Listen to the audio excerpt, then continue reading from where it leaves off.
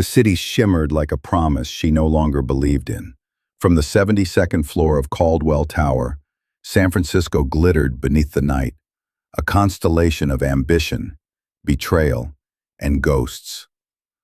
Amara Lewis stood before the glass wall, her reflection framed against the skyline like a painting of reinvention. 3 years ago, this same city had cheered her downfall.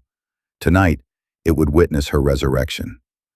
And somewhere below, at the foot of this tower, Marcus Hale, the man who had once promised her forever and then destroyed her, was about to walk into a gala that would end his career. The opening of a story like this isn't just an event, it's a reckoning, a moment when power and pain meet under the same glittering lights. And if you've ever been underestimated, if you've ever been broken and forced to rebuild, stay with me, because this story, her story, might just be the one that reminds you what victory really looks like. So while Amara takes a breath before walking into her night of glass and fire, take a second to breathe with her.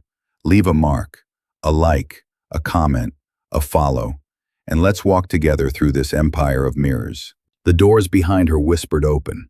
Ethan Caldwell's reflection appeared beside hers, tall, composed, dangerous in his quietness. In the world's eyes, he was her husband, the man whose empire she now helped rule. In truth, he was the architect of her revenge. Are you ready? His voice was a low current beneath the music drifting up from the ballroom. Amara's red lips curved slightly. I've been ready for 3 years. She smoothed the silk of her obsidian gown, the color chosen not for mourning, but for power. Every inch of her tonight was deliberate, from the diamond cuffs that caught the light like armor to the controlled rhythm of her heartbeat. She'd built herself from ashes, cell by cell, until there was no trace left of the woman who once begged for explanations. Below, through the transparent floors, she could see the swirl of guests arriving. Venture capital titans, influencers, and journalists all gathered for the Caldwell Ventures anniversary gala, the night's highlight, the announcement of a billion-dollar acquisition. What they didn't know was that the company being absorbed was Helios Technologies, Marcus Hale's pride and downfall. The irony was exquisite. He had destroyed her reputation to climb, and now he would fall by the hand of the woman he'd buried. Ethan adjusted his cufflinks, the movements sharp and meticulous. He'll be here soon, he said, eyes on the glittering city. When he sees you, don't react. Let silence do the work. It's always louder than anger. I know, she replied softly. You taught me that. In the mirror, their reflections looked invincible, the cold king and the resurrected queen. But beneath Amara's calm, a pulse of old pain flickered. There were still fragments of that younger version of herself, the one who had believed love was safety. Tonight she would bury her for good. The elevator chimed. Amara's stilettos clicked against marble as she stepped inside. The mirrored walls multiplied her image. Infinite Amaras, infinite possibilities, all leading down to one moment. As the doors closed, her pulse steadied. She thought of the night Marcus humiliated her, how laughter had echoed as her world collapsed, how she had walked away without crying, even when the headlines called her a fraud in heels. Now she was returning not as a victim, but as proof that destruction could be rewritten into design. The elevator opened into the ballroom, chandeliers dripping crystal light, music swelling, cameras flashing. The crowd turned as Ethan and Amara entered, his hand resting lightly at the small of her back, a gesture of possession and power. Murmurs rippled like wind through glass. Everyone knew who she was, and no one could reconcile the ruin they remembered with the elegance standing before them now. She smiled, poised, untouchable. Every gaze that once pitied her now followed with awe. Every whisper that had mocked her now trembled with regret. She had become the story they couldn't look away from. And then, amid the sea of polished suits and champagne laughter, she saw him, Marcus. His expression froze mid-smile, color draining from his face. In that instant, Amara felt the axis of the night shift. 3 years of silence collapsed into one look, the look of a man meeting the ghost of his own undoing. Ethan leaned toward her slightly, his voice barely audible. You don't have to say a word. I won't, she whispered back. I've already said everything through who I've become. She turned, letting Marcus's stare linger on her back as she walked deeper into the room, surrounded by the empire that had risen from her ruin. The night was only beginning, and every moment from here would be a blade sharpened in elegance. Amara Lewis, once forgotten, once broken, was about to remind the city that some women don't just survive, they evolve. And when they return, they don't ask for justice, they embody it. 3 years earlier, before her name became a cautionary tale whispered in tech boardrooms and gossip blogs, Amara Lewis was the kind of woman people believed in, the kind of woman who made possibility look effortless.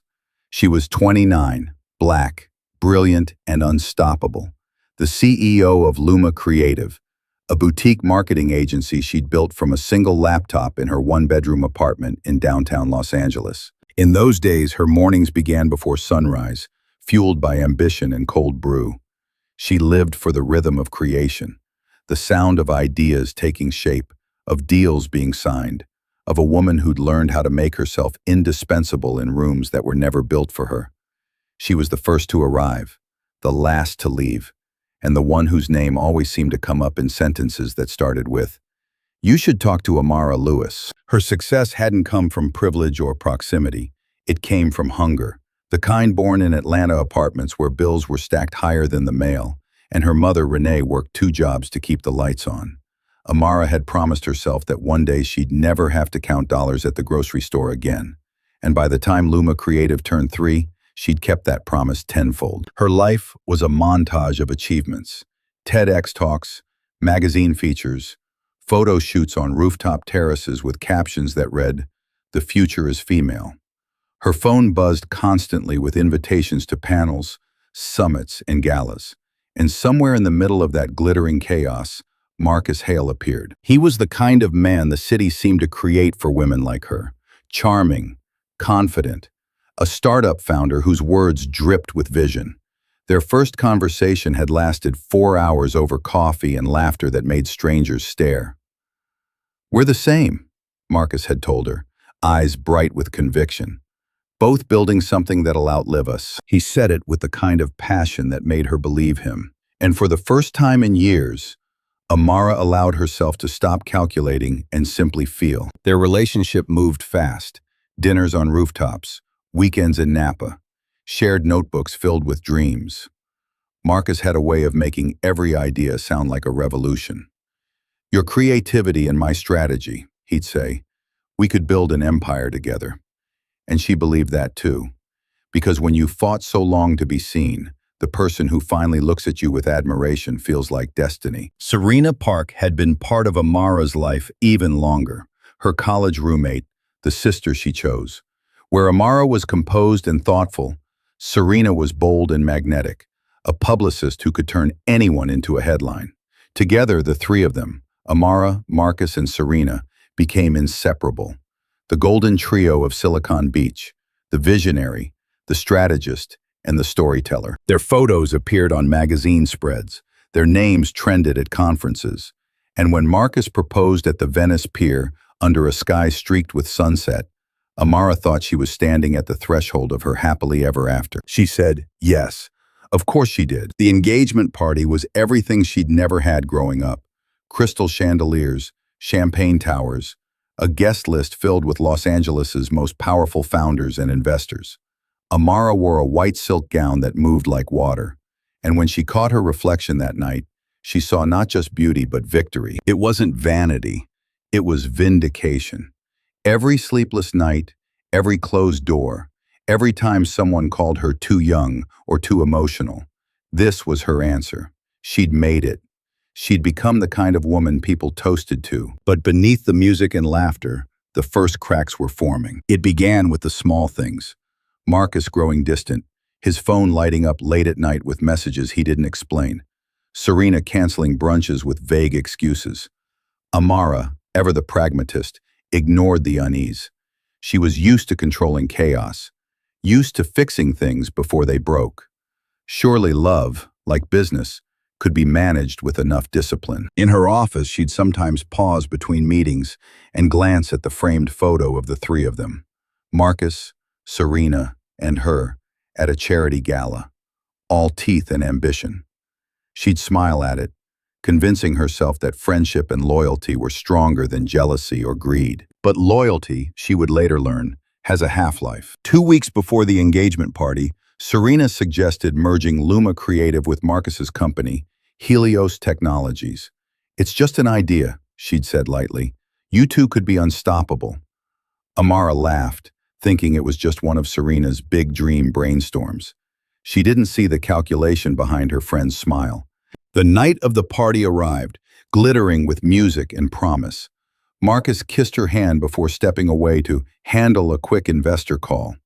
Serena followed minutes later, saying she'd check on logistics. And Amara, radiant, trusting, certain, continued greeting her guests, unaware that her entire life was unraveling in a suite 2 floors above her. The betrayal didn't explode all at once. It unfurled quietly, like silk tearing under pressure. Later, she would remember the laughter drifting down the hallway, the door left slightly ajar, the sound of Serena's voice, intimate, breathless. Then Marcus's reply, "Once the merger's complete, I'll file for the separation. It's just business." She's too naive to see it coming. The words burned themselves into her memory like acid. In that moment, standing in the doorway of her own engagement party, Amara felt her universe fracture. The woman everyone admired became the woman everyone would pity. And as her vision blurred, she didn't cry or scream. She simply turned and walked away, every step carrying the weight of 1,000 headlines waiting to be written. Upstairs, the music still played. Downstairs, champagne still poured. And in between, Amara Lewis, once unstoppable, now undone, stepped into the darkness of the parking lot, where the city lights flickered like witnesses. The rise had been dazzling.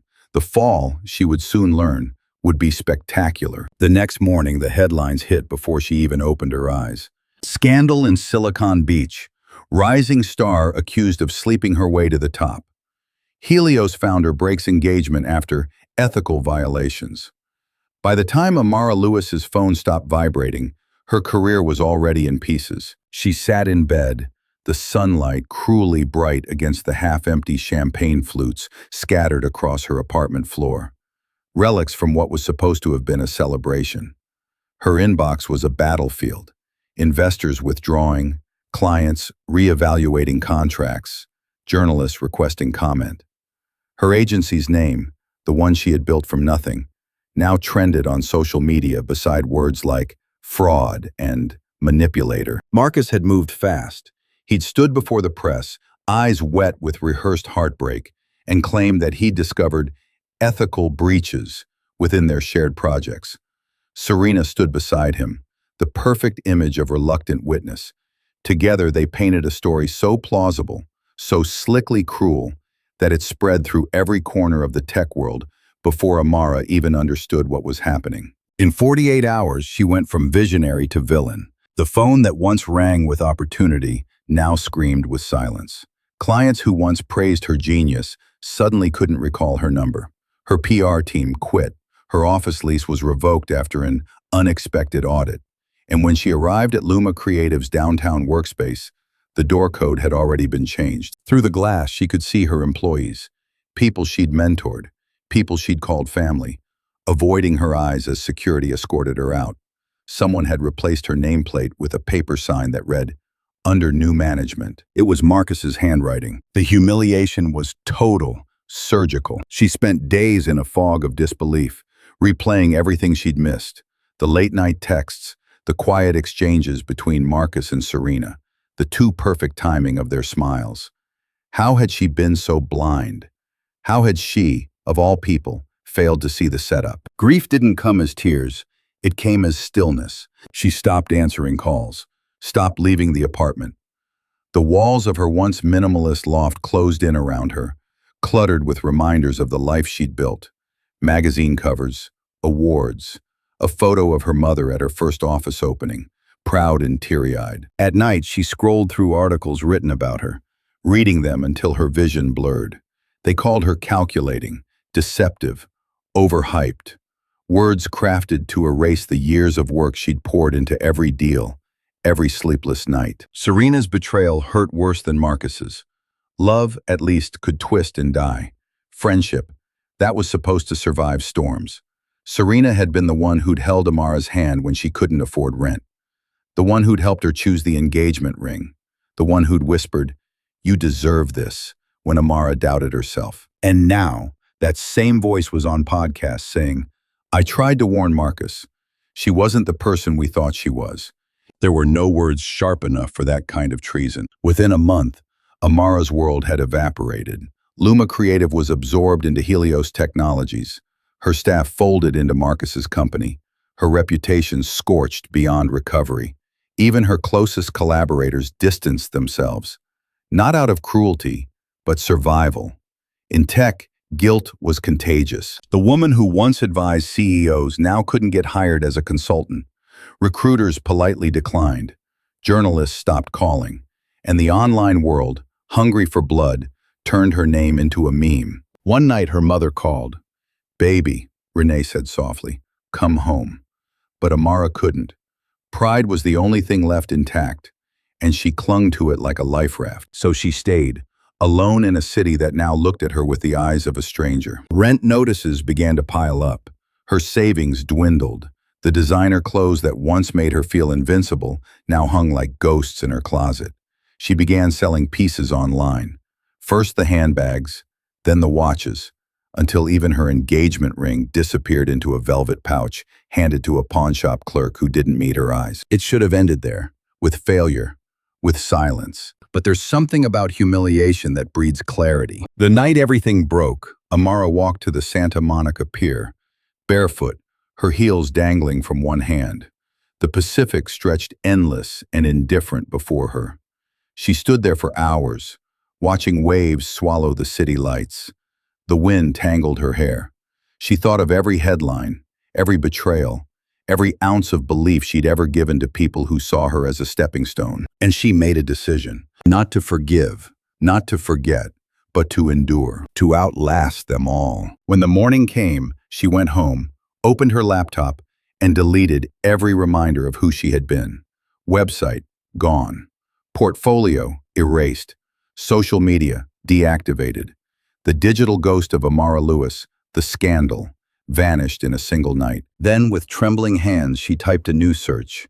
Executive assistant roles, San Francisco. It felt like a step backward, and yet, something about it felt right. She wasn't looking for redemption. She was looking for resurrection. And when she saw the listing, Caldwell Ventures seeks executive liaison. Confidentiality required. Discretion essential. Something inside her stirred. Ethan Caldwell. The name alone carried weight in Silicon Valley. A man who'd built empires and dismantled rivals with surgical precision. People called him ruthless, emotionless, brilliant. Amara didn't know it yet, but that click, that single desperate application, would ignite the chain reaction that turned her ruin into legend. Because sometimes, the fall isn't the end of the story. It's the gravity that propels the rise. San Francisco greeted her like an uninvited guest. Gray skies, the smell of salt and rain, and a city that shimmered with ambition, sharp enough to draw blood. Amara arrived with 2 suitcases, one half filled with clothes, the other with fragments of a past she couldn't yet let go of. The woman who once commanded boardrooms now stood in line at a budget coffee shop, clutching a resume that no one wanted to read. Days blurred into each other. Rejections arrived dressed in politeness. "We've decided to move forward with another candidate." Weeks passed without interviews. Her savings trickled away, each rent payment feeling like a wound reopened. Nights were the worst. The silence too loud, the mind too cruel. She'd wake from dreams where she was still powerful, still loved, only to remember that both had evaporated. It wasn't just her career that had died. It was the version of herself who believed that hard work could protect her.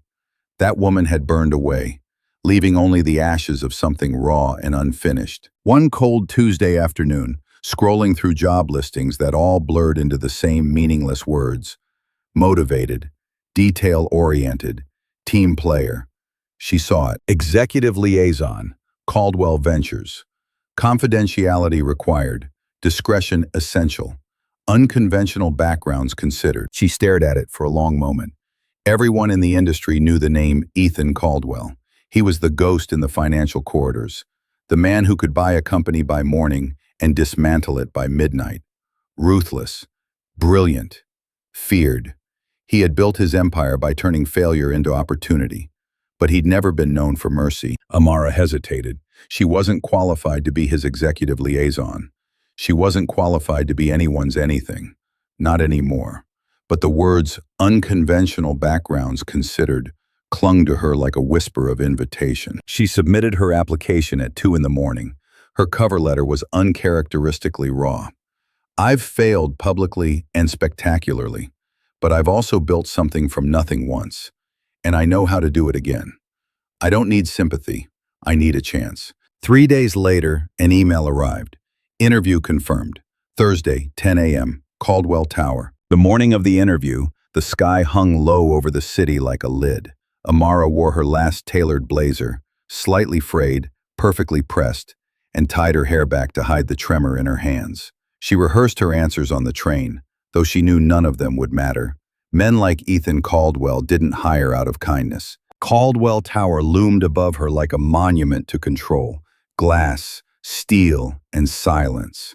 The receptionist guided her to the top floor, where everything smelled faintly of cedar and money. When the elevator doors opened, she half expected to see the devil himself waiting. He wasn't far from it. Ethan Caldwell stood by the window, the city reflected in the glass behind him. Mid-40s, sharply cut features, a presence that bent the air around him. His voice when he spoke was smooth but edged with iron. "Miss Lewis, you've been quite the headline." Amara met his gaze, steady despite the sting. "I imagine you've read the worst of them." "I've read all of them." He gestured to the chair across from his desk. "Tell me, why should I trust someone whose name is synonymous with scandal?" Most people would have lied. Amara didn't. "Because I survived it," she said quietly. "Because I learned that when everything burns, you find out what's left. I'm not afraid of starting over. I've already done it once." For a moment, neither of them spoke. Then Ethan leaned back, studying her as though she were an equation he hadn't decided how to solve. "You understand that this position isn't glamorous," he said. "You'll be invisible. You'll handle things people aren't supposed to know about.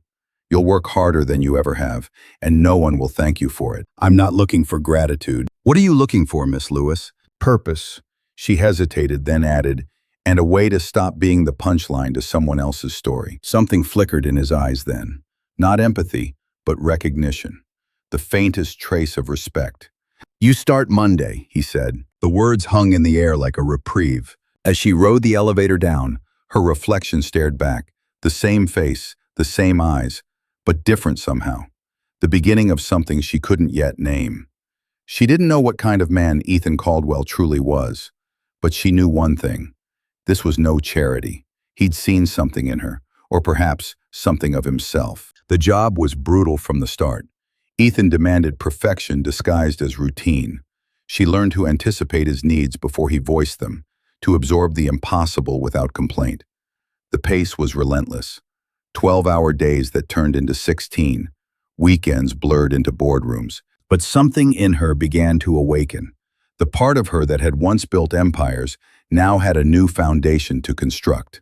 Herself. At night, when she returned to her rented room overlooking the bay, she'd stare at the lights reflected in the water and feel a strange kind of calm. It wasn't happiness, not yet. It was steadiness, focus, survival reshaped into strategy. And as the weeks passed, she began to notice things about Ethan. The precision of his movements, the discipline that bordered on obsession, the loneliness that lived in his silences. He didn't speak of his past, but she recognized the haunted stillness of someone who'd lost too much. They were two different storms caught in the same pressure system, both rebuilding, both refusing to break again. The city around them pulsed with ambition, a place that fed on the weak and worshipped the ruthless. Amara no longer wanted to be admired. She wanted to be unshakable. And in the quiet of that realization, as she filed away Ethan's latest merger documents under the glow of midnight office lights, a truth settled in her bones. The woman she had been was gone. What rose from her ashes would not need saving. It would need only one thing: power. Ethan Caldwell's office felt less like a workplace and more like an arena. Every detail was curated for control. The sharp geometry of glass and metal, the muted palette that absorbed emotion, the cold silence that demanded precision. It wasn't designed for comfort. It was designed to remind anyone who entered that this was a space where weakness came to die. Amara stepped inside, her heels soundless against the black marble floor. The air was cool, the scent faintly metallic, like ozone before a storm. Through the floor-to-ceiling windows, San Francisco sprawled below, golden and untouchable. Ethan stood at the far end of the room, hands clasped behind his back, his reflection cutting through the skyline. He didn't turn as she approached. "You're late," he said. She wasn't, not by a second, but she understood the game. Men like Ethan tested boundaries before they offered opportunity. "Traffic," she replied evenly, but I adjusted for it. I arrived 5 minutes early. A pause. Then he turned, and for the first time she met his eyes. Pale, assessing, and impossibly calm. He looked at people the way a surgeon looked at an open wound. Curious, detached, already deciding what to cut. He gestured toward the chair across from him. "Sit." She obeyed, posture straight, chin lifted. Ethan's gaze flicked over her, not with lust but with calculation. "You've been out of work for almost a year," he began, scrolling through her resume. "Your agency folded. You were publicly accused of misconduct. Most executives would consider you a liability." "Then I suppose you're not most executives," Amara said. "I'm honest," she countered. "You don't build a business from nothing without taking a few blows. The difference is I learned to hit back smarter." Ethan leaned forward, elbows resting on the desk. "Tell me what you learned from failure." Her pulse quickened, but her voice stayed level. "That it's not fatal. That reputation can be rebuilt, but integrity can't. And that no matter how loud the world becomes, silence is a far more powerful weapon." He studied her like a chessboard. "Do you hate them? The people who ruined you?" She thought of Marcus and Serena, of the laughter she'd overheard, the press conferences, the look in Marcus's eyes when he realized she wouldn't fight back publicly. Hate was too small a word for what had hollowed her out. "No." For the first time, Ethan's lips curved into something that almost resembled a smile. "Good answer." He stood, walking toward the window. "I built this company on one principle," he said. "Control. Over numbers, over markets, over people. I don't tolerate chaos, emotional or otherwise. My executive liaison must be two things: invisible and indispensable." Amara followed his movements with her eyes. "Invisible I can do," she said softly. "Indispensable. I'll prove." He turned back to face her. "Why do you want this job? You were once your own boss. You manage clients worth millions. Why be someone's assistant?" She hesitated only long enough to let the silence stretch before answering. "Because I've already lost everything people think matters. Titles, reputation, approval. I don't need to protect an image anymore. I just want to build something real, even if it's from the shadows." The honesty in her voice seemed to pierce the glassy veneer of the room. Ethan didn't respond right away. Instead, he circled her slowly, like a predator evaluating prey not for weakness but for potential. "You understand discretion?" he asked. "Intimately. You'll see things that can't leave this office. I've already lived through worse." He stopped behind her chair, his reflection hovering beside hers in the glass wall. "You think you know how the world works, Miss Lewis," he said quietly, "but you don't. Not yet. In my world, compassion is a liability. Trust is currency. Loyalty is survival." "Then consider me fluent," she replied. The air between them thickened. Not romantic, but electric. A collision of power and defiance. He admired her composure. She refused to be intimidated by his presence. Finally, Ethan moved back to his desk, signing something with the fluid confidence of a man used to deciding fates. "You'll start Monday," he said. "Your salary is double what you made at Luma Creative. You'll report directly to me. You'll travel often, work odd hours, and your life will no longer belong entirely to you." Amara exhaled slowly. "Understood. And Ms. Lewis," he added, glancing up, "I don't hire people to fix them. If you're here to heal your ego, don't bother showing up." She met his gaze, unflinching. "I'm not here to heal. I'm here to evolve." Something shifted in his eyes then. Faint, imperceptible, but there. He nodded once curtly. We'll see. When she stepped back into the hallway, the door closing behind her knees felt unsteady, but her spirit didn't. The city stretched below, its skyline a cage and a promise. She had faced the predator and survived, not by pretending to be fearless, but by refusing to flinch. In the elevator's mirrored walls, her reflection stared back, sharp and unfamiliar. For the first time in a long while, she didn't see the woman Marcus had destroyed, or the victim the media had crucified. She saw a weapon. The job at Caldwell Ventures wasn't salvation. It was initiation, a test designed to forge or break her. And as the elevator descended, she realized she wanted to be forged. Because sometimes, the only way to kill your fear is to walk straight into the lion's den and make the lion remember your name. The first week at Caldwell Ventures felt less like employment and more like indoctrination. Ethan Caldwell didn't run a company. He ran a doctrine, one built on discipline, velocity, and fear disguised as excellence. His office floor was a temple of glass and silence, where even footsteps sounded like trespass. Amara learned quickly. There was no training, no onboarding, no welcome coffee with HR, only tasks, cryptic emails sent at 3 a.m., files marked urgent, and a schedule that ate through days like wildfire. Ethan demanded answers before questions were even asked.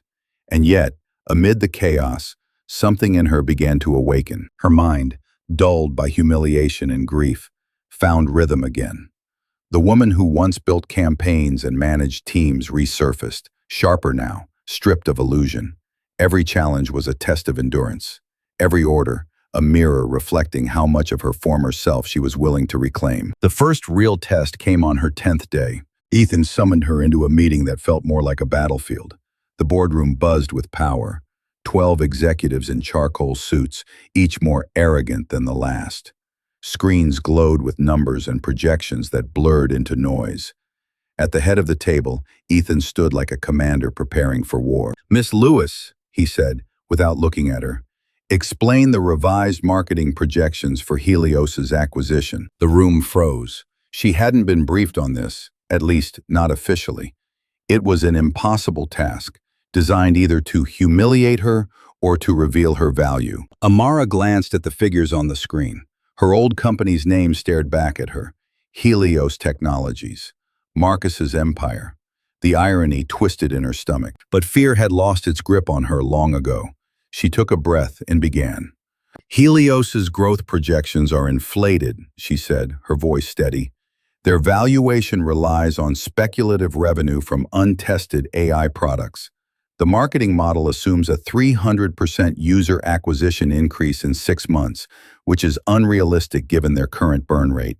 But if Caldwell Ventures acquires them, we can repurpose their infrastructure for our data initiatives, cut 40% in overhead, and rebrand within the quarter." Silence. One executive cleared his throat. "And what makes you qualified to say that?" Ethan's gaze shifted to her, unreadable. Amara met the man's challenge without blinking. "Because I built their first product launch strategy," she said, "and I know exactly where the bodies are buried." Ethan's lips twitched, the faintest ghost of a smirk. The room went still. By the time the meeting ended, Amara had not only salvaged the projections, but reframed the acquisition as a calculated triumph. The executives who had doubted her now avoided her eyes. When the room emptied, Ethan remained behind, studying her the way one studies a rare weapon. "You don't rattle easily," he said. "I can't afford to," she replied. He stepped closer. "Most people who've been publicly destroyed spend the rest of their lives hiding from sharp edges. You seem to collect them. Sharp edges are all I have left." For a moment, something flickered in his eyes. Not warmth, but respect. "Good," he said finally. "Keep them." From that day, Ethan treated her differently. Not kindly, he wasn't capable of that, but with precision. He began involving her in high-level negotiations, letting her observe the delicate dance of dominance that ruled his empire. She watched him dismantle competitors with words as cold and clean as glass, then watched herself learning to do the same. Their rhythm evolved into something dangerous, not romantic but charged, like two storms circling the same pressure.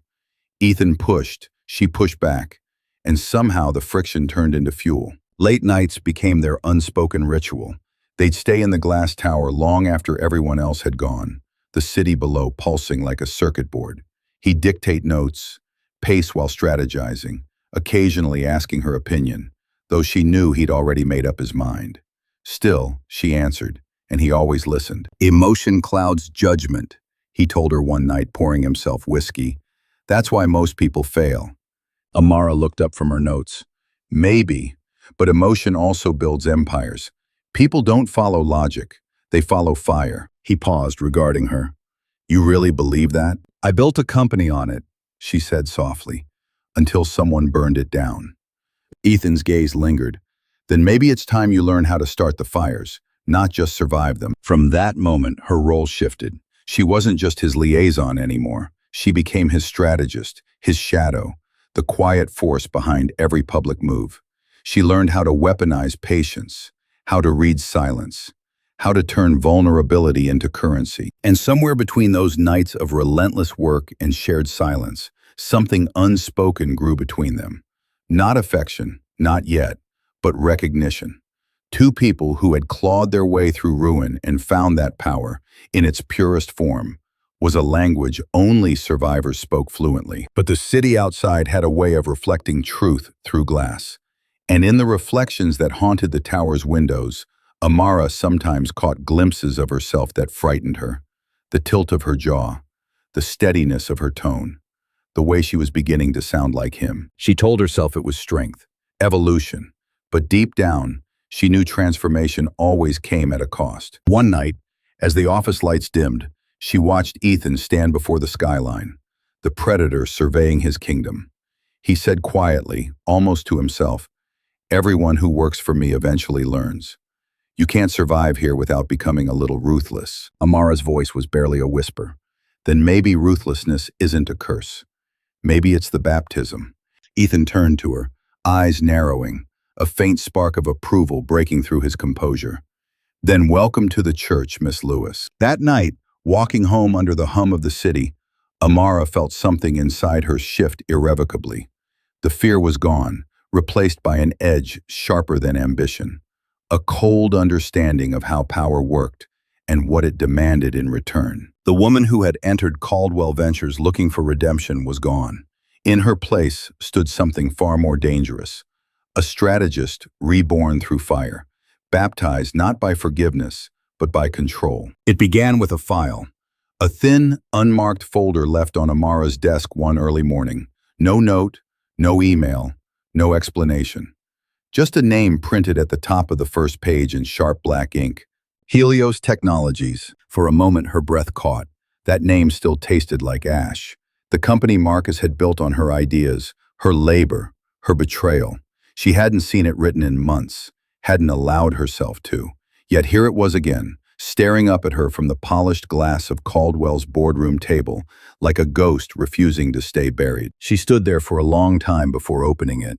Inside, spreadsheets and legal documents, acquisition proposals, and valuation reports, all bearing the seal of Caldwell Ventures. Ethan was planning to buy Helios. When he entered the room, his expression was unreadable, his tone calm, almost casual. "You've read it, I assume." Amara closed the folder. "You're acquiring them." "I'm considering it." He paused, studying her. "They're valuable but mismanaged. Poor leadership, inflated worth, internal conflict. Their CEO is desperate for a lifeline." Her pulse quickened. "Marcus." Ethan's mouth curved slightly. "You still know how to say his name." Her gaze hardened. "I know how to erase it, too." He approached, his voice low, deliberate. "I'm giving you a choice, Amara. You can step away from this project if it's too personal, or you can stay and help me dismantle him piece by piece." The room seemed to tilt. For months, she had buried that part of herself, the part that still trembled at the thought of Marcus's betrayal. Now, Ethan had unearthed it with surgical precision. "Why me?" she asked. "Because you know his weaknesses," Ethan said simply. "Because you've already survived his destruction. And because I don't believe in coincidence." Amara looked out the window, the skyline glinting like shattered glass. She remembered the night Marcus humiliated her, The laughter, the flash of cameras, the cruel precision with which he destroyed her reputation. The memory still ached, but it no longer consumed her. Now it simply burned, slow, steady, purposeful. "If I do this," she said softly, "it's not for revenge." Ethan's brow lifted. "Then what is it for?" "For closure," she turned back to him, "and control." He nodded once, approval disguised as indifference. "Then we understand each other." From that moment, the mission began. Amara buried herself in the acquisition strategy. Every night, she dissected Helios's reports, identifying vulnerabilities Marcus had tried to hide. His company was bleeding from within. Overextended partnerships, inflated valuations, debts disguised as assets. She saw the truth he'd built his empire on.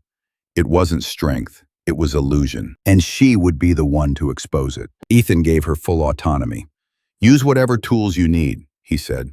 "Find the cracks, widen them." She did, and she was brilliant at it. Within weeks, she'd mapped Helios's internal structure, traced its failing ventures, and identified the key investors ready to abandon ship. The deeper she went, the more she realized how poetic it all was. Marcus had used her brilliance once to build his success.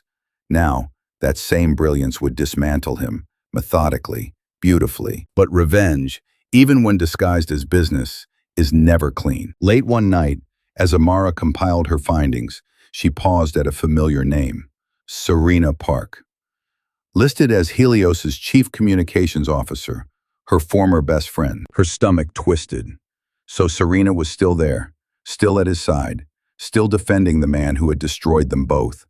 She closed her eyes, and for the first time in months, the past came roaring back. The laughter, the whispers, the betrayal in Serena's voice when she'd said, "You're too naive to see it coming." Amara's hands trembled, but she steadied them. She wasn't the same woman anymore. The next morning, she presented her report. Ethan listened without interrupting, his gaze fixed on her the entire time.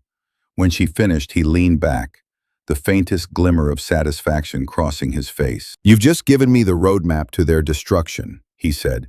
"It's elegant. It's accurate," she replied. He studied her for a long moment. "Do you ever regret not fighting back sooner?" Amara considered the question. "I think some fires burn better when you wait for the right wind." Ethan smiled faintly, though it never reached his eyes. "And now? Now the wind's perfect." Over the following weeks, the plan unfolded with surgical precision. Ethan moved quietly, acquiring small stakes through intermediaries, aligning allies, and cornering Marcus financially. Amara executed every detail flawlessly. Together, they became a two-person storm, ruthless and exacting. But amid the strategy and control, something else began to shift, something more dangerous than revenge. Ethan had always been composed, untouchable. Yet in their late-night meetings, when exhaustion blurred the edges of professionalism, their conversations deepened. They spoke less like employer and employee, more like two souls who recognized the same fracture in each other. He never touched her, never crossed the line, but the tension lived in the air like static before lightning. One night, as they finalized the takeover proposal, Ethan broke the silence. "When this is done," he said quietly, "you'll have what you want." Amara looked up. "And what do you think that is?" "Vindication." She shook her head slowly.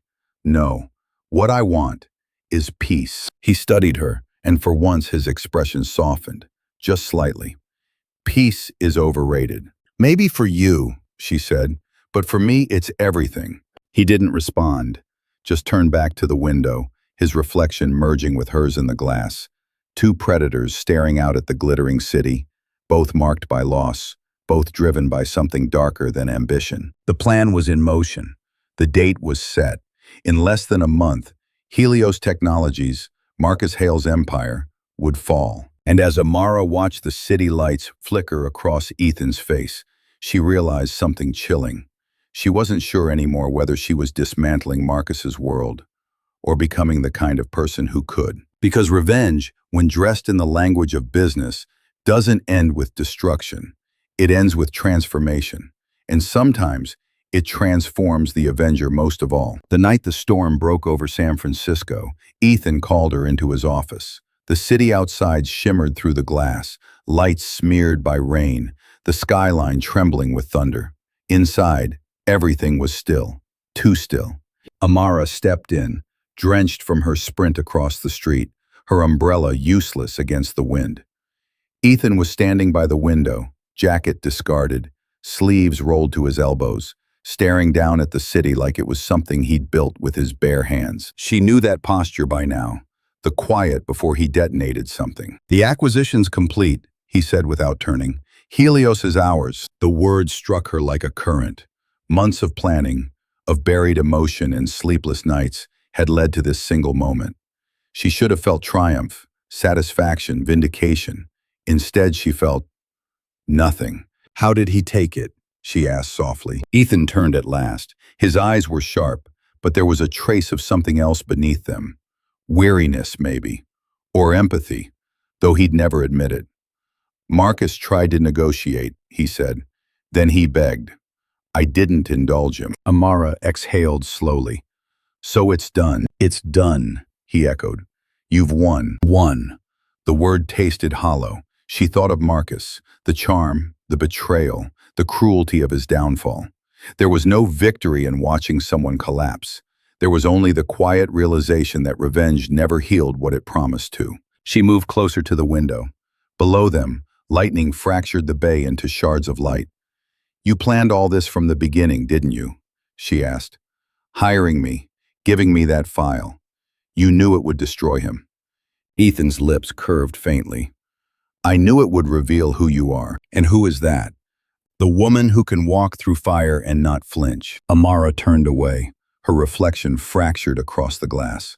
"And what does that make you?" "The man who builds the fire." Silence settled between them, heavy with everything they'd done and everything they hadn't said.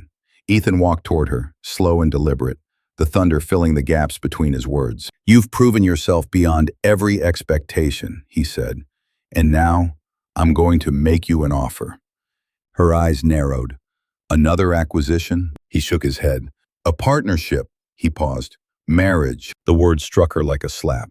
"What?" Ethan didn't smile. He wasn't joking. "I'm proposing an alliance," he said calmly. "Marriage. Not for love, for empire." For a heartbeat, all she could do was stare. "You're serious?" "Completely." "Why?" He circled her slowly, his voice measured, surgical. "The market trusts symbols. Marriage signals permanence, stability, power. A union between Caldwell Ventures and the woman who rebuilt herself from ruin. It's a narrative investors worship. Together, we become untouchable." Amara laughed once, sharp, disbelieving. "You want me to marry you for your brand? I want you to marry me for ours." The audacity was breathtaking. And yet, as he spoke, she felt something shift. Not outrage, but curiosity. Because beneath the calculated logic, she sensed something else. Loneliness, perhaps.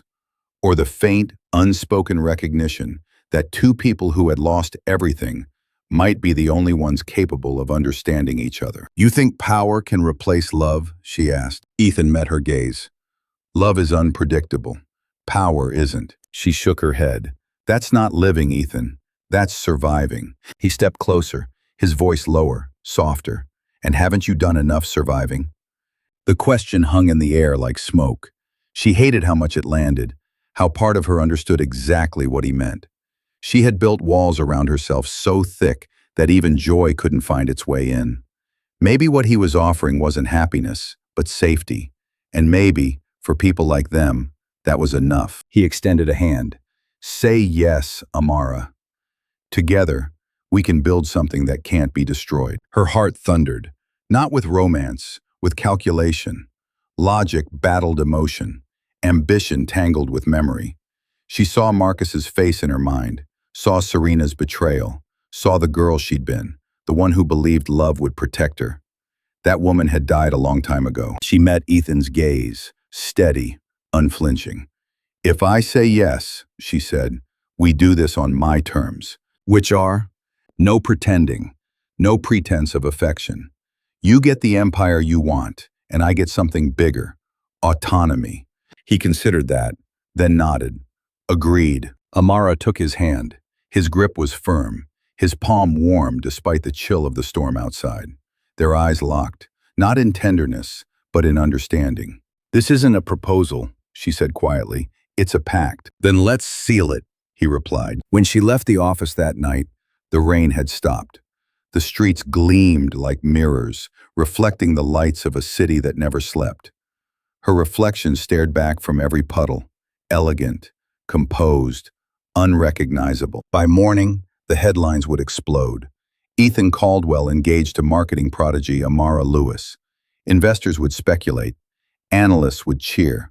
The story would be framed as a love born from partnership. Two titans uniting against the world. But she knew the truth. There was no romance here, only strategy. Two predators forming a pact beneath the illusion of affection. And yet, as the elevator descended, Amara touched her ring finger, bare for now, and felt a strange flutter beneath her ribs. Not love, not even hope. Something colder, cleaner, and infinitely more dangerous. Power. The kind that didn't ask for forgiveness. The kind that could rebuild everything and destroy anything that stood in its way. That night, alone in her apartment, she poured herself a glass of wine and stared out at the dark city. Somewhere deep down, she knew the truth. She was no longer the woman who wanted to be loved. She was the woman who wanted to be feared, and she had just agreed to marry the only man who might one day be capable of fearing her. The ballroom of the Caldwell Innovation Tower pulsed like a living heart.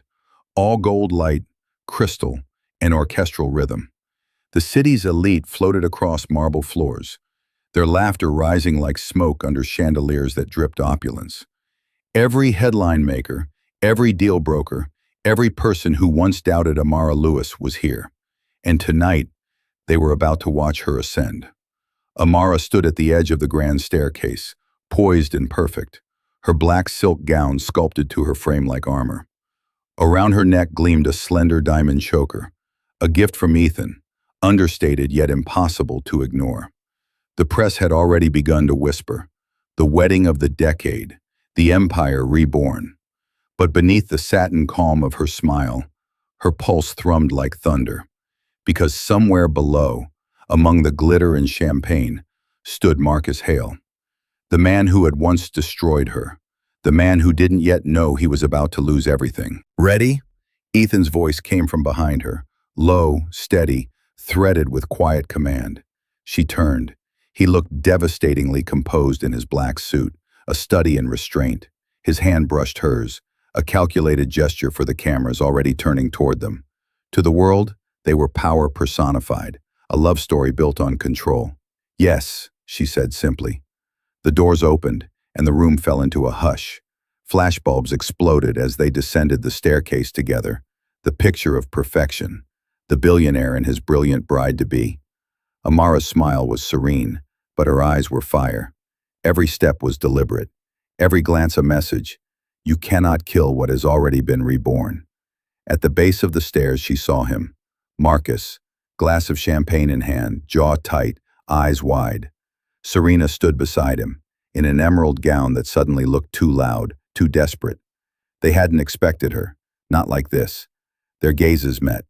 For a single electric moment, time folded. The room, the music, the applause, all of it fell away until there was nothing left but the silence between them.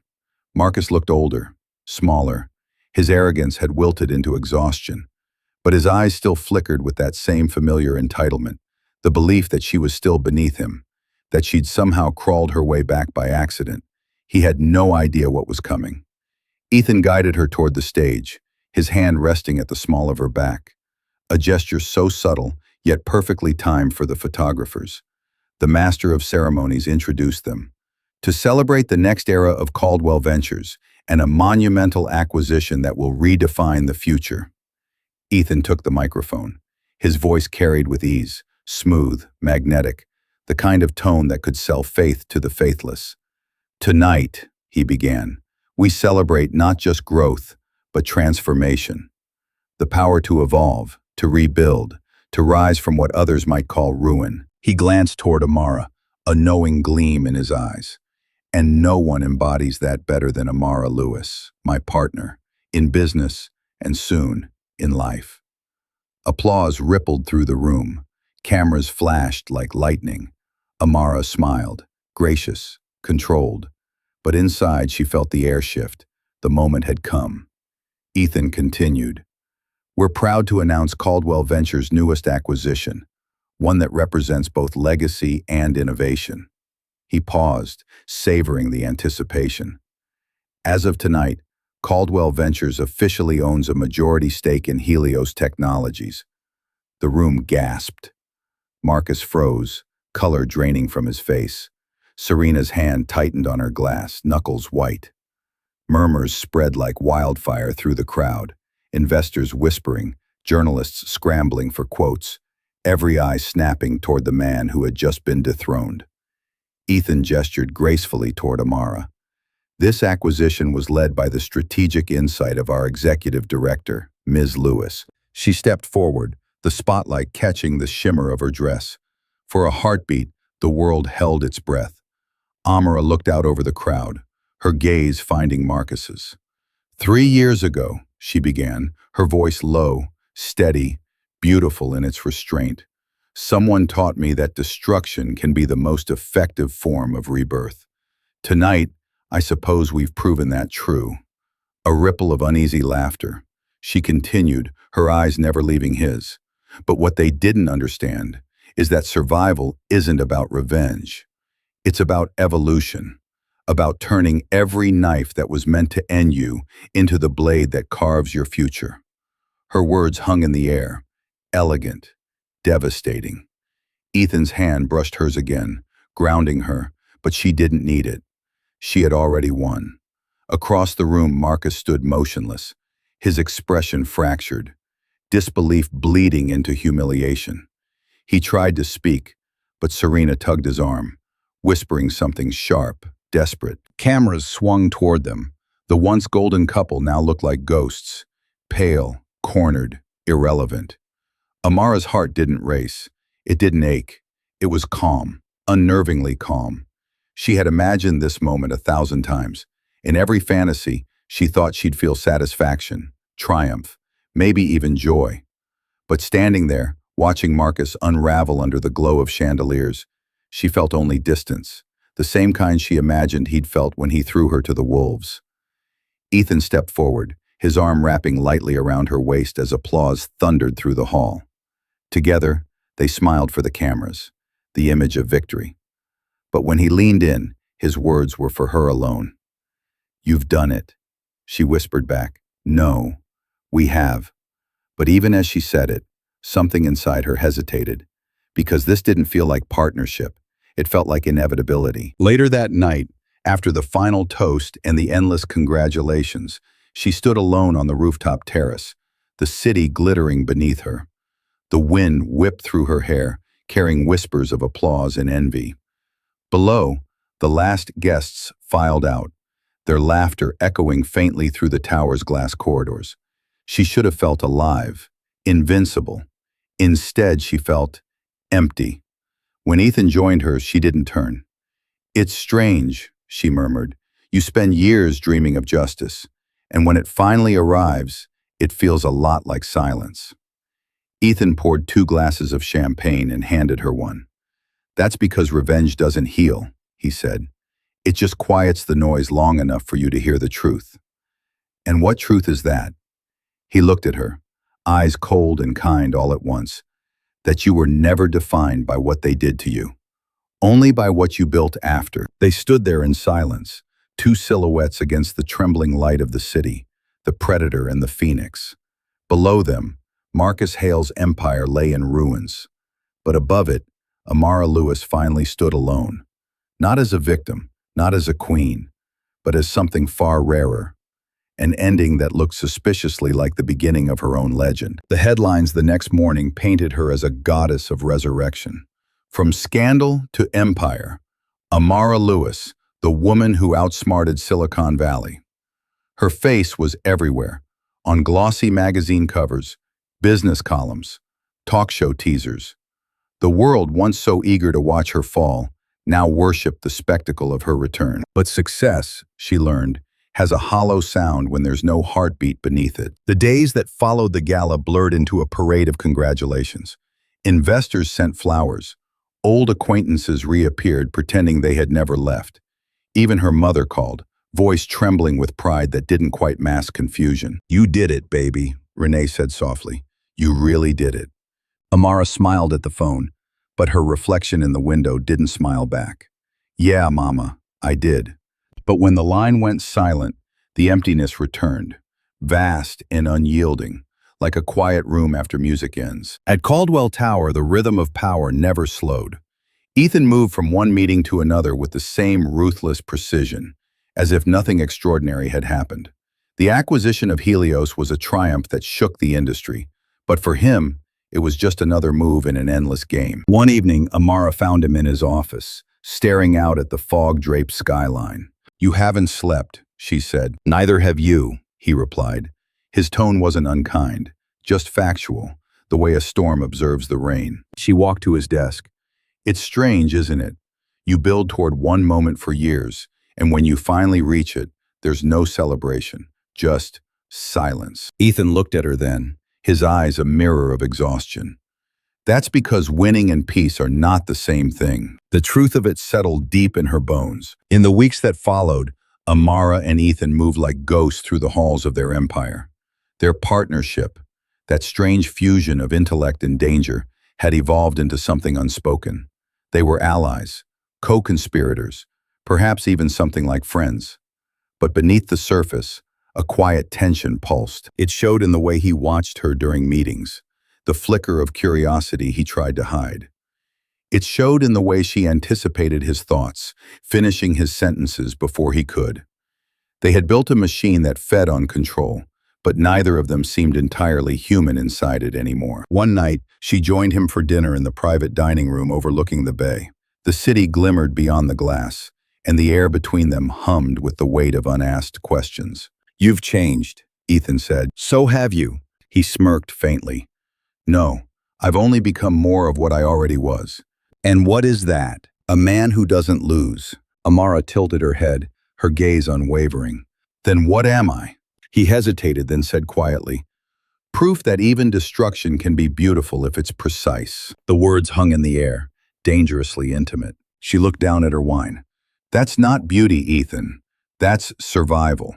He studied her for a moment, then nodded, as though he'd expected the answer all along. "Maybe survival is the only art that matters." After that, the silence between them deepened. Not awkward, but dense, like something that could collapse if touched too hard. Days turned into weeks. The merger consumed the company. Ethan buried himself in contracts and projections, while Amara became the quiet force behind every polished press release and every strategic expansion. Together, they turned chaos into empire. But late at night, when she returned to her apartment, the noise of the city couldn't drown out the stillness inside her. She'd look at her reflection. Flawless makeup, perfect posture, the very image of success, and feel like a stranger in her own skin. There was no thrill in victory, only the cold aftertaste of what it had cost her. The night Marcus's company officially collapsed, she received a message. It was from him. Just 2 words.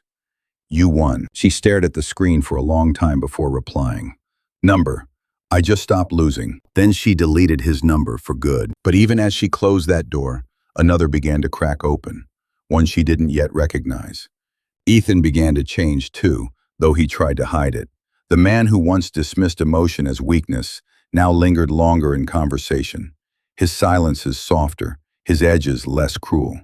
He'd begun to ask her questions about herself, questions that had nothing to do with business. "Why didn't you ever fight back publicly?" he asked one night as they worked late.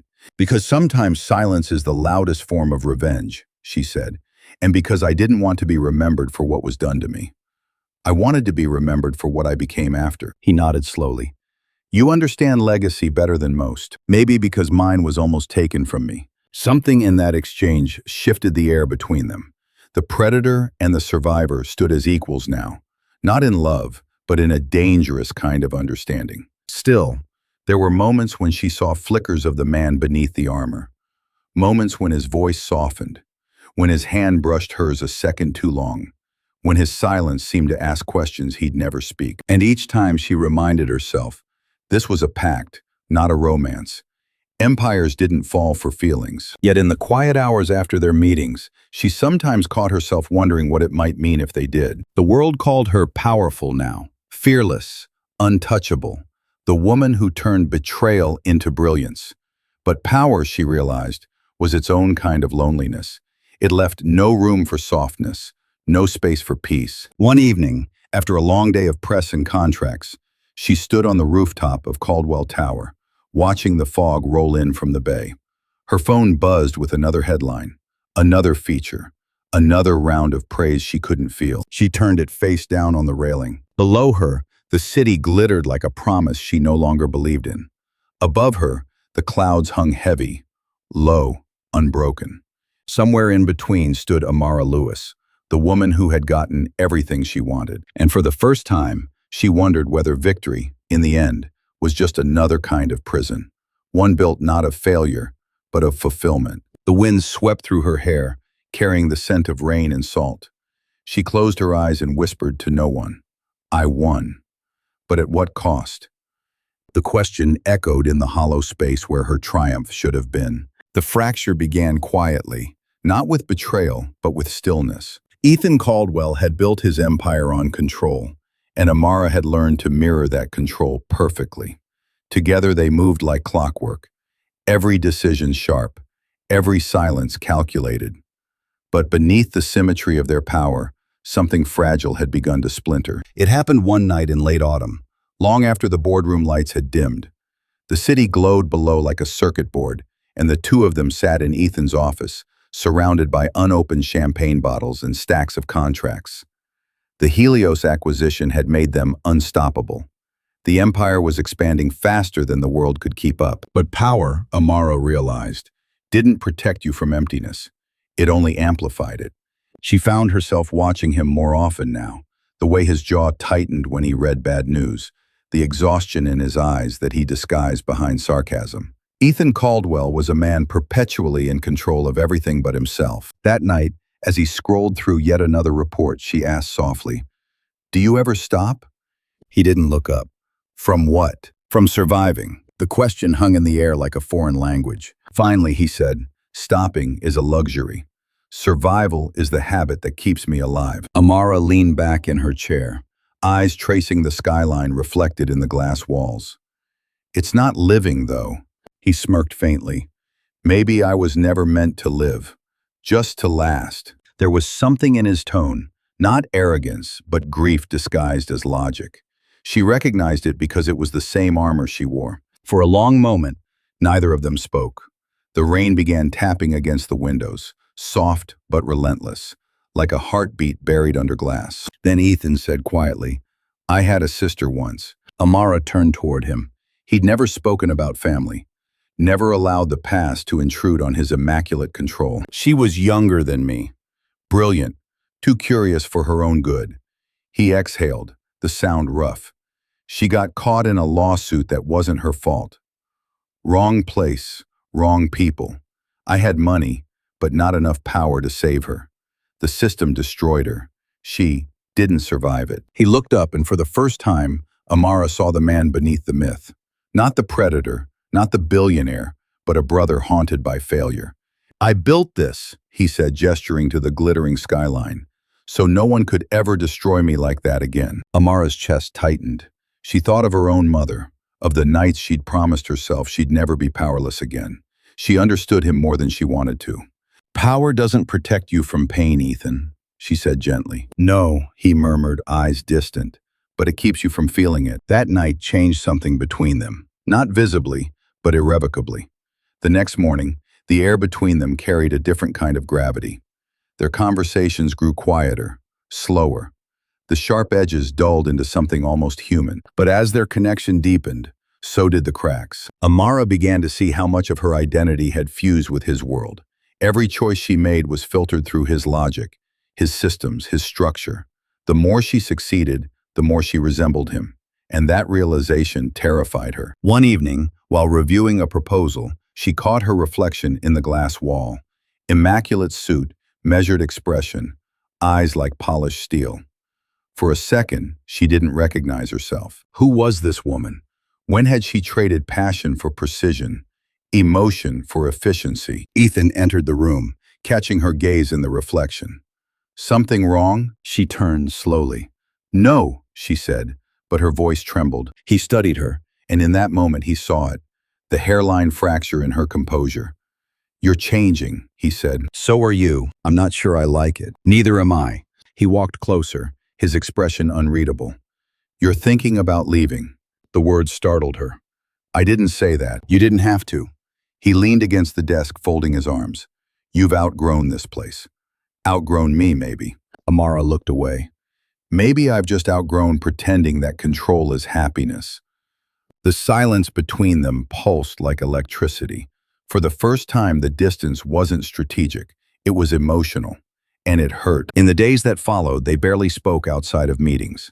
The office became colder, quieter, the rhythm of their partnership unraveling at its edges. Then, one night, Ethan broke the silence. I'm selling, he said simply, dropping a file onto her desk. She looked up, startled. What? The empire, the companies, the tower, all of it. Her pulse stuttered. Why? He met her gaze. Because I've realized I don't own any of it. It owns me. Amara stared at him, the weight of his words sinking deep. The man who'd built an empire from precision was now dismantling it with the same deliberate calm. What will you do? She asked. I don't know, he admitted. Maybe, for once, I'll stop surviving. His voice cracked on the last word. Just slightly, but enough. And in that moment, Amara understood something profound. Power had not saved them. It had only kept them busy enough to forget they needed saving. The following week, she walked into the boardroom one last time. Ethan was already there, waiting, papers signed, deals finalized. Their empire, their creation, was now in other hands. He looked at her and said quietly, You can stay, if you want. Build it again. She shook her head. I've spent too long building things for survival. I think it's time I learned to live. He nodded once, accepting her decision. There was no bitterness, only understanding. The kind that comes when two people finally see each other clearly. As she turned to leave, he said, Amara. She stopped. For what it's worth, he said, you were the only person who ever saw me. She smiled faintly. Then I guess we're even. When the elevator doors closed, she caught her reflection in the mirrored wall. And for the first time in years, the woman looking back wasn't a weapon or a survivor. She was something simpler, something freer. Outside, the fog rolled over San Francisco, soft and endless. The city that had once devoured her now looked almost tender. The empire she had built, the man she had conquered, the pain she had carried, all of it drifted away behind her as the elevator descended. Sometimes the greatest act of power isn't building an empire, it's walking away from one. The morning Amara left Caldwell Ventures, the sky over San Francisco was washed in gray, neither dawn nor day, just the fragile in-between. The city buzzed below, alive with ambition, but she moved through it as though she no longer belonged to its rhythm. For the first time in years, her calendar was blank. No meetings, no flights, no expectations, only silence. Freedom, she realized, was not the rush she'd imagined. It was disorienting. Like stepping off a ship after years at sea and realizing the ground no longer feels steady. She rented a small apartment near Venice Beach, miles away from the glass towers and boardroom wars. The walls were bare, the floors creaked, and the ocean winds slipped through the windows at night. It was imperfect, but it was hers. On her first morning there, she made coffee and sat on the balcony, watching surfers tumble and rise against the waves. She hadn't watched the world move without needing to control it in so long that the simplicity felt foreign. For once, she didn't have to win. She just had to exist. Still, existence without purpose felt like drifting. Days passed quietly. She read, she walked, she slept. But the silence began to unearth things she'd buried. The echo of Marcus's betrayal. The phantom weight of Ethan's gaze. The exhaustion of always performing strength. One afternoon, a headline caught her eye. Ethan Caldwell sells final holdings, disappears from public eye. No interviews, no farewell statement, just gone. Amara closed her laptop and stared at the waves. For a long moment, she felt an ache, not for the empire, but for the strange, dangerous companionship they'd shared. He had been a mirror, reflecting both her brilliance and her darkness, and now that mirror was gone. That night, she found herself unable to sleep. The silence was too heavy. She thought of her mother's voice, gentle, grounding. She hadn't called in months. The next morning, she booked a flight to Atlanta. Renee Williams still lived in the same modest house with the magnolia tree out front. When Amara arrived, her mother opened the door with tears in her eyes and arms that felt like forgiveness. "Baby," Renee whispered, holding her close. "You came home." Amara hadn't realized how much she'd needed that word. Home. For days she stayed there, helping her mother cook, walking through her old neighborhood, remembering the girl she'd once been, the girl who believed success was the cure for pain. One evening, as they sat on the porch watching fireflies, her mother said quietly, "You built a world that doesn't have room for your soul, didn't you?" Amara smiled sadly. "Maybe I did. And now you're making a new one," Renee said, squeezing her hand. "This time, don't forget to make space for yourself." That night, Amara dreamed of light, not the cold fluorescence of boardrooms, but warm, living light that came from within. When she returned to California, she began to rebuild, but differently this time. No empire, no glass towers, no armies of analysts. Instead, she rented a tiny office above a bookstore and started Luma Reclaimed, a consultancy for people who had lost everything. Entrepreneurs canceled by scandal, artists silenced by failure, anyone who needed a second chance. "I don't rebuild brands," she told her first client. "I rebuild people." Word spread quickly, not because of advertising, but because the world was hungry for someone who understood what it meant to rise from ruin without losing one's humanity. Each story she helped rewrite stitched something back together in herself. The more she gave, the more whole she became. But even healing had its ghosts. Sometimes, when she worked late, she'd catch her reflection in the office window. And for a moment, she'd see Ethan's silhouette beside hers, the ghost of their shared ambition. She never reached for the phone, though she knew she could. Some stories didn't need an epilogue. They needed silence to stay sacred. One evening, after finishing a session with a client, a musician who'd been publicly shamed and was learning to sing again, Amara stepped outside and watched the sunset bleed into the ocean. She felt the wind on her skin, tasted the salt in the air, and realized she had never truly known peace until now. Peace wasn't the absence of noise. It was the presence of truth. A week later, she started therapy with Dr. Naomi Rhodes, a woman whose calm presence could cut through the hardest defenses. Their first session began with a single question. "Amara," Naomi said, "when was the last time you let yourself feel instead of perform?" Amara blinked. "I'm not sure I remember how." "That's where we'll begin," Naomi replied. For months, they worked through the layers, the loss, the rage, the guilt.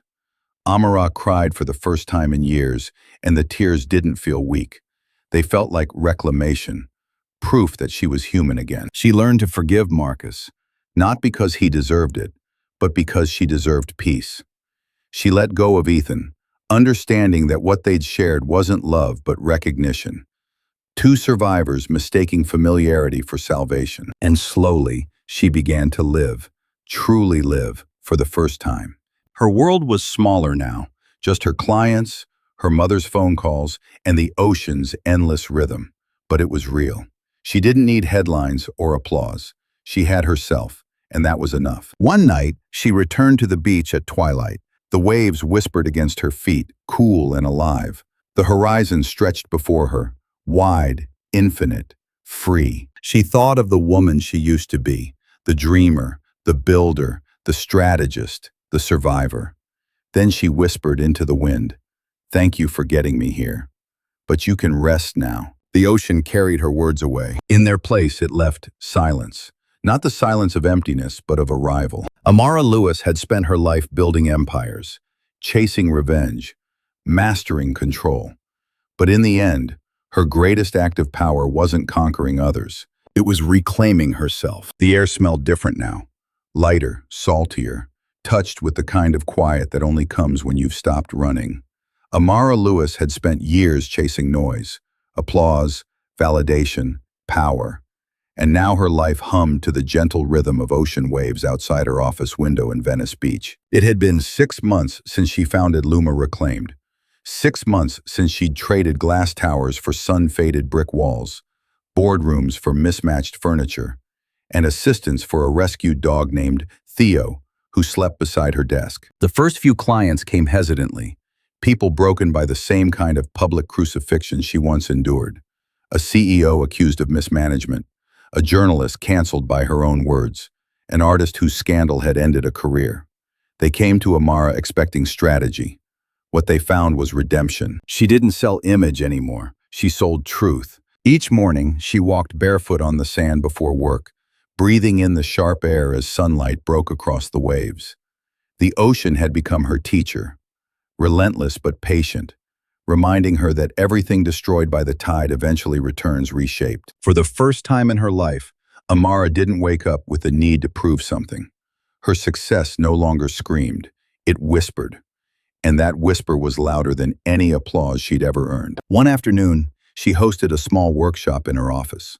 The participants, a dozen men and women who had lost their reputations, sat in a circle surrounded by open windows and the scent of sea salt. Amara stood before them, wearing jeans and a linen shirt, no diamonds, no power heels, no facade. "You're not here to erase what happened to you," she said, voice calm but firm. "You're here to outgrow it." A middle-aged woman raised her hand. "How do you do that?" Amara smiled gently. "You stop living like your worst day is the definition of you." The words landed, soft but unshakable. She saw tears shimmer in a few eyes, the same kind of tears she'd once been afraid to show. Later that evening, as the sun melted into the Pacific, she sat by the window, writing notes for a talk she'd been invited to give at a women's leadership conference. The irony wasn't lost on her. Years ago, she'd been the keynote speaker at such events, preaching ambition without balance, success without self. Now she would speak about something deeper. The talk was titled, "The Art of Starting Over." When the day arrived, the conference hall was packed. Cameras flashed, murmurs filled the air. Amara walked onto the stage, calm and radiant in her simplicity. Her curls free, her dress a shade of ivory that caught the light like dawn. For a moment, she just stood there, letting the room breathe. Then she said, "3 years ago, I lost everything. My company, my reputation, the people I loved. And I thought that meant I was finished." The audience leaned in. "But what I learned," she continued, "is that sometimes losing everything is the only way to find what's real. Failure doesn't kill you, it strips you, until all that's left is truth. And if you're brave enough to build from that, you'll create something indestructible." She didn't speak like a woman selling wisdom.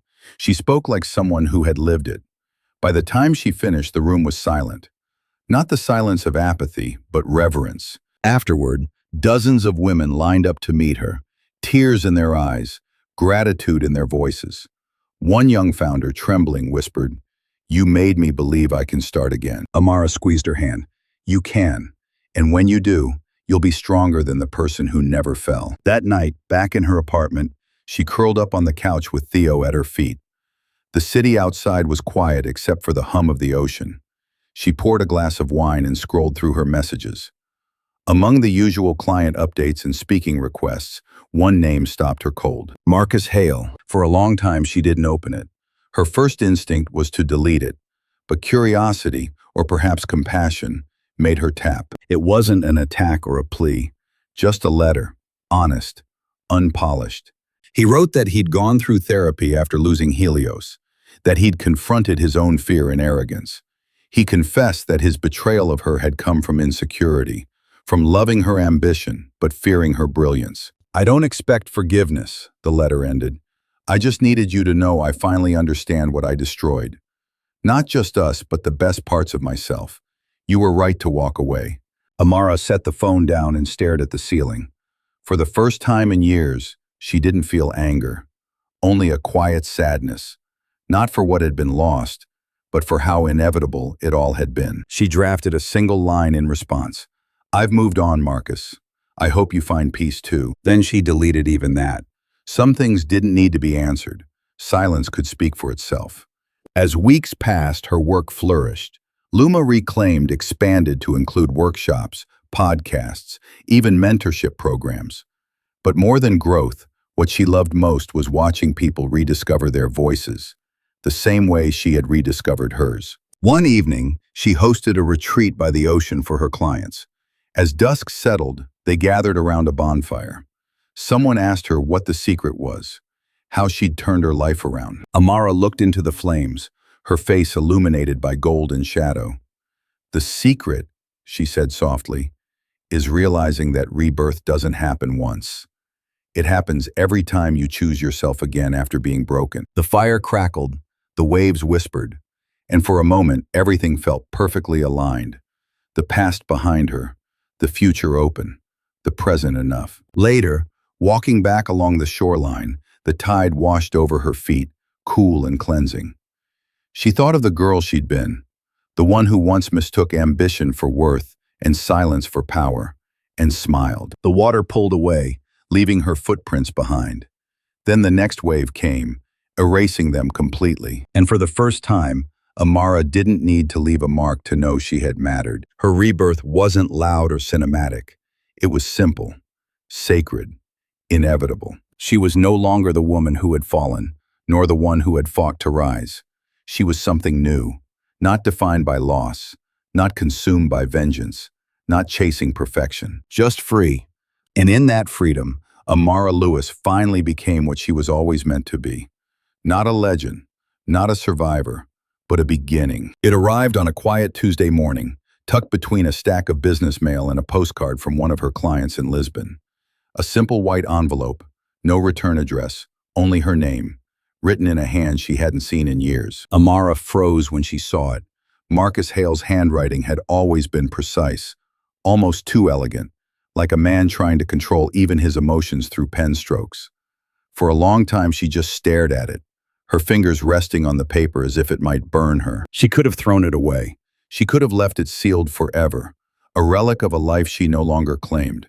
But curiosity, or perhaps the quiet pull of unfinished stories, made her sit down by the window, sunlight spilling across her desk, and open it. The letter was handwritten, 2 pages folded neatly. The first line made her heart still. "Amara, I don't know if this letter will ever reach you, or if you'll even care to read it, but I owe you words I should have said years ago. Not to undo the past, but to face it honestly for the first time." She inhaled slowly, eyes moving over his looping script. "When I destroyed what we had, I thought I was protecting myself. I told myself it was business, that you were competition, that I needed control. The truth is, I was afraid of your brilliance, of your strength, of how easily you made me feel like I wasn't enough. I turned that fear into cruelty because power was the only language I knew. And when I realized what I'd done, it was already too late." Amara's throat tightened. For years, she had imagined what he might say if remorse ever found him. Imagined confrontation, anger, a cathartic explosion. But this letter wasn't rage or manipulation. It was something softer, something broken. When the company fell, when the investors pulled out, when Serena left, I thought I was being punished. But it wasn't punishment. It was consequence. You don't lose everything because the world is cruel. You lose it because you've built it on the wrong foundation. I built mine on pride and fear. You built yours on truth. That's why you survived. A tear slid down her cheek before she realized it. He continued, "I've spent the past few years in therapy. I've learned that what I did wasn't love. It was possession dressed in admiration. You never wanted to own anyone, only to build with them. I see that now. I've rebuilt my life in smaller, quieter ways. No empire, no headlines, just work that matters. I volunteer at a nonprofit that helps young entrepreneurs find their footing. Sometimes I mention you, not by name, but by lesson. I tell them about the woman who taught me that brilliance means nothing without integrity." Amara set the letter down, her hand trembling slightly. The words were simple, but they landed like a tide breaking against her ribs. For years, she had carried a quiet anger, even after she thought she'd let it go. She had forgiven him in theory, but not in feeling. And yet here, in these fragile sentences, she could feel the weight of something she hadn't known she was waiting for. understanding. She turned to the second page. I don't expect forgiveness. I'm not even sure I deserve your time. But I want you to know that I finally see you clearly. Not as the woman I betrayed, but as the person I could never become. The night of the gala, when I saw you standing there beside him, I thought I hated you. Now I realize what I felt was awe. You didn't win because you destroyed me. You won because you found yourself again. He ended with a line that made her chest ache. If this letter finds you well, I hope you found peace. The kind that doesn't need power to feel real.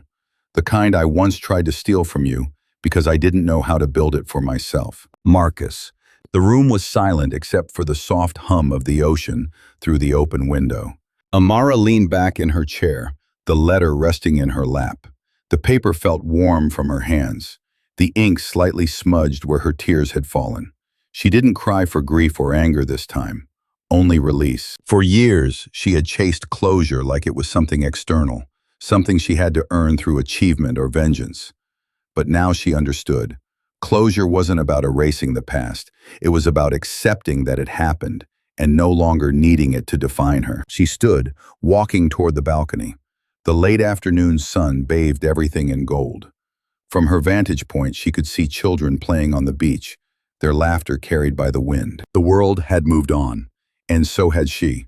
Amara read the last line of the letter one more time, then folded it carefully and placed it in a drawer. Not to preserve the memory of pain, but to honor the chapter it closed. She whispered, almost to herself, I forgive you. The words didn't taste bitter. They tasted like air, fresh and clean. That evening, she walked along the shoreline until dusk turned the sky to violet. Every wave that touched her feet felt like a baptism. Not of fire, not of power, but of peace. She thought about Marcus and Serena, about Ethan and her mother, about every version of herself that had existed along the way. The dreamer, the builder, the survivor, the strategist. All of them had fought so hard for control. And now, standing barefoot in the sand, she finally felt what all that struggle had been leading her toward. Surrender. Not surrender as defeat, but as freedom. As the sun disappeared beyond the horizon, she looked at her reflection in the water. Not the polished professional the world once adored. Not the woman of scandal. Not even the one who rose from ruin. Just Amara, whole, human, home. She smiled softly and whispered into the wind. Thank you for teaching me what I needed to become. The ocean took her words and carried them out to sea, leaving behind only the sound of waves. Rhythmic, eternal, forgiving. By the time the moon rose, Amara had already let go of the letter, the past, and the last remnants of the woman who had needed revenge to feel alive. What remained was quieter, smaller, and infinitely stronger. The kind of strength that doesn't roar anymore, the kind that simply endures. The world had changed, but perhaps the greater truth was that Amara Lewis no longer needed it to notice her. It had been 3 years since the night of the gala, the night she became both myth and cautionary tale. 3 years since she'd walked away from Ethan Caldwell's empire, Marcus Hale's betrayal, and the ashes of the woman she once was. Now, her name no longer appeared in headlines. Her story had settled into something quieter, but more powerful than fame ever could be. Luma Reclaimed had grown beyond her. It was no longer just a consultancy, it had become a movement, a sanctuary for people who'd fallen, failed, or been forgotten. Its walls, painted in sunlight and sea air, bore no logos, no trophies, only stories, handwritten notes from clients who had found the courage to start again. Amara moved through it with the ease of someone who finally belonged to herself. She wore no armor now, just linen, laughter, and the scent of salt. Her office looked out onto the ocean, where every sunset reminded her that endings were just beginnings with different light. It was there, one evening, that Jade Rivera walked in. Jade was everything Amara once thought she couldn't trust. Radiant, fearless, unflinchingly honest. A Latina social entrepreneur with a fire that reminded Amara of her younger self, but without the brittleness. She had built an organization that helped survivors of workplace abuse rebuild their confidence, and she wanted to collaborate with Luma Reclaimed. Their first meeting wasn't about strategy. It was about stories, shared pain, shared survival, and the stubborn belief that healing could be multiplied when women stood together. Weeks turned into months of working side by side. The partnership deepened, naturally, effortlessly. It wasn't like what she'd had with Ethan, that careful dance of intellect and control. Nor was it the naive devotion she once gave Marcus. This was different. Jade didn't try to fix her. She saw her. One night, after hosting a community event, they stayed behind to clean up. The last guests had gone, the room bathed in the golden hush of string lights and tired joy. Jade handed her a glass of wine, smiling softly. "You know," she said, "people come here because they want to be like you. Brave, successful, unshakable." Amara laughed quietly. "If only they knew how often I'm still figuring it out." Jade tilted her head. "Maybe that's what makes you real." The silence that followed wasn't uncomfortable. It was full. And when Jade reached for her hand, Amara didn't pull away. In that simple touch, no grand gestures, no promises, she felt the thing she'd been chasing all along. Not power, not validation, but peace, the kind that comes from being fully seen and still chosen. Later that night, Amara walked home under the glow of streetlights, the ocean wind brushing her skin. She thought about every version of herself that had existed. The girl with a dream, the woman who built empires, the one who fell, the one who rose again. And she realized they had all led her here, to this quiet, unremarkable, magnificent normalcy. No camera would ever capture it. No headline would ever name it. But this was freedom. A few weeks later, she stood on a stage again. Not the grand ballroom of a corporate gala, but a community center in downtown Los Angeles. The audience wasn't dressed in couture or waiting for a deal to be announced. They were ordinary people. Survivors, dreamers, fighters, the wounded who still believed in second chances. She looked out at them, heart steady, voice sure. "I used to think liberation meant power," she began. "That if I could control enough, achieve enough, prove enough, I'd finally be free. But I was wrong. Liberation isn't about control. It's about release, the courage to let go of who you were so you can become who you're meant to be." Her voice caught slightly, but she didn't hide it. "I learned that you can survive ruin, betrayal, and loss. But surviving isn't the same as living. Living means forgiving yourself for who you had to be when the world wasn't kind. It means giving yourself permission to start again, even when you're terrified." The room was silent. Eyes glistened. Amara smiled, that quiet, knowing smile that once disarmed titans. "If there's one truth my life has taught me, it's this. You are not your failures. You are not the worst thing that ever happened to you. You are the sum of everything you've survived, and the proof that even broken things can bloom again." Applause rose slowly, then swelled, not thunderous but warm, like rain after drought. Amara bowed her head slightly, humbled. When she left the stage, she didn't feel like the woman who'd conquered an industry. She felt like the girl from Atlanta again, hopeful, raw, infinite. That night, she wrote in her journal, the same way she used to when her dreams were still small and impossible. Liberation is not a destination. It's a daily choice to forgive, to grow, to love without fear, and to keep becoming, even when you've already arrived. She closed the notebook, set it aside, and stepped out onto the balcony. The moonlight stretched across the ocean like a path. Jade was waiting inside, laughing with Theo as he chased shadows. Amara turned toward them, a smile curling at her lips. For the first time, she didn't need to look back. The empire was gone. The wounds had healed. The ghosts had quieted. What remained was truth, unvarnished, radiant, alive. Amara Lewis, once the scandal, once the strategist, once the storm, had finally learned the most dangerous, most beautiful skill of all: how to be soft without breaking. The wind carried her laughter into the night, blending with the sea's endless rhythm. And if her story found you now, if her name, her journey, her voice still echoes somewhere inside you, let it remind you of this. You are allowed to begin again. You are allowed to want more than survival. You are allowed to be the story that saves itself. So stand tall. Take the pieces of what's left and build something truer, smaller, freer. Because liberation doesn't wait for permission. It begins the moment you decide your story isn't over.